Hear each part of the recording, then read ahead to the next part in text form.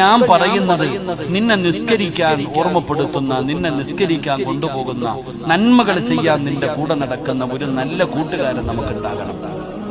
ആ കൂട്ടുകാരൻ പറഞ്ഞാൽ മതി അള്ളാഹിനോട്, നീ നല്ലവനായിരുന്നു, നീ നല്ലവളായിരുന്നു എന്ന് നിന്റെ ഫ്രണ്ട് പടച്ചവനോട് പറഞ്ഞാൽ മതി, നിനക്ക് സ്വർഗം കിട്ടുമെന്ന് നബിയുനാ റസൂലുള്ളാഹി സ്വല്ലല്ലാഹു അലൈഹി വസല്ലം. അല്ലാഹു അങ്ങനെ ഒരു കൂട്ടുകാരെ നമുക്ക് നൽകി അനുഗ്രഹിക്കുമാറാകട്ടെ. അങ്ങനെ ഉണ്ടോ? അങ്ങനെ ആർക്കെങ്കിലും ഒരു നല്ല കൂട്ടുകാരനുണ്ടോ? ഞാൻ പറയുന്നത് മോശമായ കൂട്ടുകാരനുമായിട്ട് ബന്ധമുണ്ടാക്കരുത്.